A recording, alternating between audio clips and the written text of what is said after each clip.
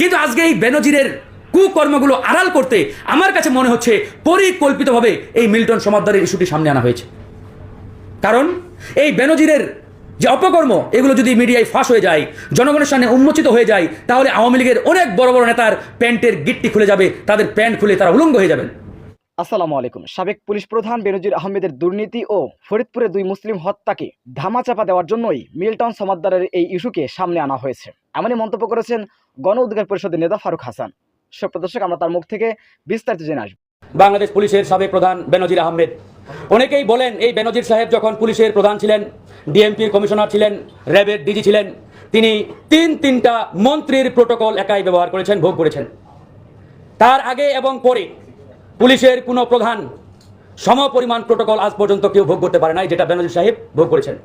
আজকে যখন এই বেনজিরের থলের বিড়াল বেরিয়ে আসছে, হাজার হাজার কোটি টাকার সম্পদ, 1600 বিঘা সম্পদের আমলনামা, তখন এই আওয়ামী সরকারের এমপি মন্ত্রী বাগা বাগা নেতাদের মাথা মুন্ড খারাপ হয়ে গেছে এবং তারা দেখতে পাচ্ছে এই বেনজির সাহেবের আমলনামা যদি পুরোপুরি জনগণের সামনে উন্মোচিত হয়ে যায়, তাহলে আওয়ামী লীগের অনেক বড় বড় নেতার প্যান্টের গিট্টি খুলে যাবে, কারণ তারাও বেনজিরের সাথে জড়িত। তারপর আরেকটি ঘটনা আপনারা ইতিমধ্যে দেখতে পাচ্ছেন আমাদের ফরিদপুরের মধুখালীতে দুজন মুসলিম যুবককে পিটিয়ে হত্যা করা হয়েছে। কেন? অভিযোগ তারা নাকি একটি মন্দিরে আগুন দিয়েছিল। 2 দিন পরে জেলা পুলিশ তদন্ত করে দেখলো ওই 2 জন মুসলিম যুবক সেই অগ্নিকাণ্ডের সাথে জড়িত নয়। তাহলে আমাদের বলতেই হচ্ছে কি উদ্দেশ্যে, কাদের স্বার্থে সেই 2 জন মুসলিম যুবককে পিটিয়ে হত্যা করা হলো। আজকে এই পুরো দেশটাকে হিন্দুস্তান বানানোর জন্য এই আওয়ামী লীগকে দিয়ে আমাদের পাশের দেশের দাদা বাবুরা নীল নকশা বাস্তবায়নের চেষ্টা করে যাচ্ছে, আর আমরা নীরবে নিভৃতে দেখেও মুখে কুলু পেটে বসে আছি। প্রিয় বন্ধুগণ, এখানে বিএনপি বাংলাদেশের এই মুহূর্তে সবচাইতে বড় রাজনৈতিক দল। বিএনপির প্রতি আমরা স্যালুট জানাই যে তারা দেরিতে হলেও এই ভারতীয় আধিপত্যবাদ আগ্রাসনের বিরুদ্ধে প্রকাশ্যে কথা বলা শুরু করেছে। এটা আমরা আরো আগেও আশা করেছিলাম, আরো আগে। কারণ বাংলাদেশের এই মুহূর্তে মূল সংকট ইন্ডিয়া হটাও বাংলাদেশ বাঁচাও। যতদিন না পর্যন্ত এই বাংলাদেশের 56,000 বর্গ কিলোমিটার এলাকা থেকে ইন্ডিয়াকে উৎখাত করতে পারবো, আমার আপনার মুক্তি কোনোদিনই আসবে না। লিখে রাখতে পারেন, লক্ষ লক্ষ মানুষ নিয়ে মিটিং মিছিল করব, সমাবেশ করব, কিন্তু মুক্তি আসবে না। কারণ শেখ হাসিনা কিছুই নয়। আমরা বলি শেখ হাসিনা অমুক তমুক হিটলার, হ্যাঁ সে হিটলার হতে পারে, কিন্তু এই শেখ হাসিনাকে যে ক্ষমতায় বসিয়ে রেখেছে, ক্ষমতায় বারবার এনেছে বা আনছে, সেই শক্তিটাকে এই বাংলার মাটি থেকে উৎখাত করতে হবে, আর সেটা হচ্ছে এই মোদী সরকারের ভারত। এবার আপনি যদি সাহস না পাই, কথা না বলি যে মোদীর বিরুদ্ধে কথা বলা যাবে না, ইন্ডিয়ার বিরুদ্ধে কথা বলা যাবে না, কারণ ইন্ডিয়ার বিরুদ্ধে কথা বলতে গিয়ে বিএনপির সংগ্রামী সাংগঠনিক সম্পাদক এম ইলিয়াস আলীকে গুম হতে হয়েছে, বুয়েটের শিক্ষার্থী আবরারকে জীবন দিতে হয়েছে, জামাত ইসলামের নেতাকে আজ পর্যন্ত গুমের শিকার হতে হয়েছে। অসংখ্য নিদর্শন, উদাহরণ আমাদের সামনে। কিন্তু ভুলে যাবেন না ভাই, এই একটা মাত্র পথ, একটা মাত্র রাস্তা আমাদের সামনে খোলা আছে, যেটার মাধ্যমে এদেশের মানুষ মুক্তি পাবে, এদেশের মানুষকে আমরা মুক্তির আলো দেখাতে পারবো। এর বাইরে কোনো রাস্তা নেই। প্রত্যেকটা দেশের ফ্যাসিস্ট স্বৈরাচার তাদের মূল টার্গেট কি জানেন? জনগণের দৃষ্টি এক এক সময় এক এক দিয়ে নিয়ে যাওয়া। আজকে আওয়ামী সরকার কি করছে? নতুন একটা ইস্যু সামনে দাঁড় করিয়ে দিয়েছে আমাদের, এবং সেই ইস্যুতে আমরা নাচানাচি করছি। এবং এই ইস্যুতে নাচানাচি করতে গিয়ে কি হলো? বেনজির আর ওই ফরিদপুরের ঘটনা আমরা ভুলে যেতে বসলাম। ওই যে মিল্টন সমাদ্দার ইত্যাদি ইত্যাদি। হ্যাঁ, মিল্টন সমাদ্দার অপরাধী, আমি তার বিচার দাবি করি, কিন্তু একই সাথে আপনাকে বুঝতে হবে মিল্টন সমাদ্দারের অপরাধ আর বেনজিরের অপরাধ এক নয়। কারণ এই বেনজির বিএনপি জামাতের যে পরিমাণ নেতাকে ক্রস ফায়ার দিয়েছে, গুম করেছে, তার কোনো হিসাব নেই। এখন আপনি ওই মিল্টন সমাদ্দার আর বেনজির সাহেবকে এক পাল্লায় মাপলে হবে? সে কত মানুষকে ক্রস ফায়ার দিয়েছে তার হিসাব আছে। এই বিএনপি নেতারা বছরের পর বছর বাড়িতে ঘুমাতে পারে নাই, বউ বাচ্চার সাথে থাকতে পারে নাই এই বেনজিরের দাপটে। অবাক করা বিষয় আপনারা দেখেছেন না? এই বেনজিরকে রাষ্ট্রীয় জাতীয় শুদ্ধাচার পুরস্কার দেওয়া হয়েছে। এই শুদ্ধাচার পুরস্কার কাকে দেওয়া হয় জানেন তো আপনারা?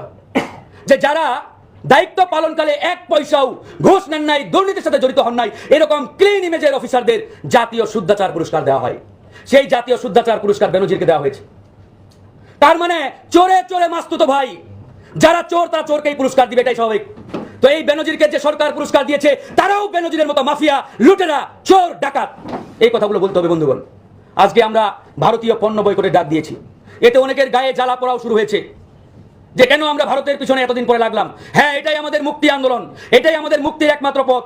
আমরা ইন্ডিয়ার সাথে কামান যুদ্ধ বিমান নিয়ে লড়তে পারবো না, ওই শক্তি আমাদের নেই, কিন্তু আমরা ভারতীয় পণ্য বয়কটের মাধ্যমে এই বাংলাদেশ থেকে ইন্ডিয়ান আধিপত্যবাদ আগ্রাসন আমরা উচ্ছেদ করতে পারবো ইনশাআল্লাহ। আজকে বিএনপি, জামাত ইসলাম সহ বড় বড় দলগুলো উপজেলা চেয়ার নির্বাচন থেকে সরে দাঁড়িয়েছে, তারা বয়কট করেছে। অনেকে এটাকে আবার ইনিয়ে বিনিয়ে বলার চেষ্টা করছেন যে বিএনপি তো ভুল সিদ্ধান্ত নিল। আজকে দেখেন, যেখানে আওয়ামী লীগের কাছেই নিরাপদ নয়, এই উপজেলা চেয়ারম্যানে আপনারা দেখেছেন আওয়ামী লীগের এক মন্ত্রী, আইসিটি মন্ত্রী জুনায়েদ আহমেদ পলক, তার শ্যালক নির্বাচনে দাঁড়িয়েছে, সেখানে আওয়ামী লীগের আরেক নেতা দাঁড়িয়েছে, সেই নেতাকে দিনে দুপুরে জেলা প্রশাসকের কার্যালয়ের সামনে থেকে গুম করা হয়েছিল। দেখেছেন না সবাই ভিডিও ভাই? তাহলে আওয়ামী লীগ যদি আওয়ামী লীগের কাছে নিরাপদ না থাকে, আমি আপনি বা বিএনপি জামাত যারা করেন, তারা এই আওয়ামী লীগের অধীনে নির্বাচনে যাওয়ার যারা দুঃসাহস দেখাচ্ছেন, ভাই আপনাদের তো দুঃসাহস দেখে আমরা অবাক হয়ে যাই। সুতরাং বিএনপি জামাত ইসলাম সহ বিরোধী দলগুলো যে সিদ্ধান্ত নিয়েছে এটি শতভাগ সঠিক সঠিক সঠিক। প্রিয় বন্ধুগণ, একটা কথা বলেই শেষ করব। আজকে বাংলাদেশের যে মূল সংকট এটি আমরা সবাই জানি, সবাই বুঝি যে ভারতীয় আগ্রাসন, আধিপত্যবাদ। ভারত যেভাবে আমার দেশের ৫৬,০০০ বর্গ কিলোমিটারকে অক্টোপাসের মতো গিলে ফেলেছে, এই অক্টোপাসের পেট থেকে, এই বাংলাদেশ থেকে দেশটাকে আমরা বের করে না নিয়ে আসতে পারলে আমাদের মুক্তি আসবে না।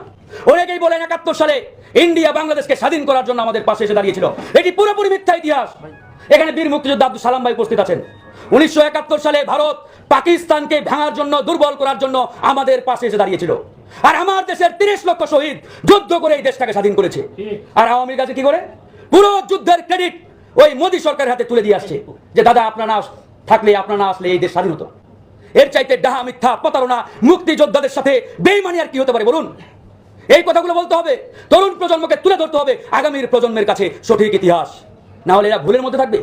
প্রতিনিয়ত আওয়ামী লীগ আজকে মিথ্যা প্রোপাগান্ডার মাধ্যমে আমাদেরকে একটা ঘোরের মধ্যে রেখেছে, যাতে আমরা সঠিকটা না জানতে পারি। বন্ধুগণ, এই জন্য আমাদের কথা বলতে হবে, সঠিকটা মানুষকে জানাতে হবে।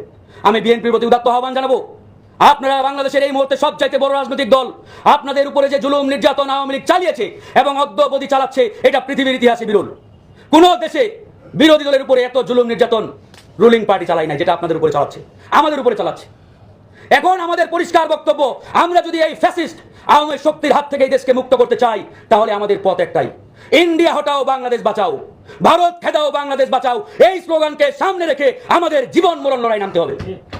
আমি বিশ্বাস করি এই একটা মাত্র স্লোগানকে সামনে রেখে রাজপথে নামতে পারলে বাংলাদেশের জনগণ খুব শীঘ্রই মুক্তির আলো দেখবে, আশার আলো দেখবে, বিজয়ের আলো দেখবে। এর বাইরে আর কোনো রাস্তা নেই ভাই। যে যাই বলেন, অনেক ফর্মুলা, ইকুয়েশন, সমীকরণ দিবেন, কোনো আপত্তি নেই, কিন্তু মনে রাখবেন সকল ফর্মুলার একটাই ফর্মুলা, মূল ফর্মুলা, সেটা হচ্ছে ইন্ডিয়াকে হটাতে হবে। ইন্ডিয়াকে হটাতেই হবে, এর বাইরে কোনো রাস্তা নেই। এটা জীবন যাকার থাকুক, পরিষ্কার বক্তব্য। আমাদেরকে অনেক চাপ দেয় গোয়েন্দা সংস্থা, ফোন অফিসে এসে সাক্ষাতে বারবার বলে, বেশি বাড়াবাড়ি করিয়েন না, বিএনপি নেতারা কিন্তু সব জেলে, আপনাদের কিন্তু লাগাম টেনে ধরবো, আপনাদেরকে কিন্তু একদম হারিয়ে যাবেন, ইত্যাদি ইত্যাদি। কারণটা কি? আমরা বললাম ভাই আমরা কি করলাম? ভাই ভারতের বিরুদ্ধে কথা বলা যাবে না, যাই করেন। ভারতের বিরুদ্ধে রাজপথে আন্দোলন করা যাবে না, যাই করেন। পরিষ্কার বক্তব্য। আর আমরা বলি এই ৫৬,০০০ বর্গ কিলোমিটার বাংলাদেশের সীমানা আমাদের রক্ত এবং ঘামের বিনিময়ে অর্জিত সম্পদ, এটা নিয়ে আমরা লড়াই করব। এই সম্পদে, এই এলাকায়, এই মাটিতে যারাই মাতব্বরি করবে, যারাই এখানে আগ্রাসনের ঘাঁটি গাড়তে আসবে, আমরা তাদেরকে এখান থেকে উচ্ছেদ করবো ইনশাআল্লাহ। সুপ্রদর্শক, ফারুক হাসানের এই বক্তব্যটি কতটুকু যুক্তিসঙ্গত বলে আপনি মনে করেন? অবশ্যই আপনাদের মূল্যবান মন্তব্য কমেন্ট বক্সে জানাবেন। সবসময় সত্য নির্ভেজাল তথ্য পেতে স্বাধীন বাংলা ইউটিউব চ্যানেল সাবস্ক্রাইব করে আমাদের সাথে থাকুন। আসসালামু আলাইকুম রহমতুল্লাহি ওয়া বারাকাতুহু।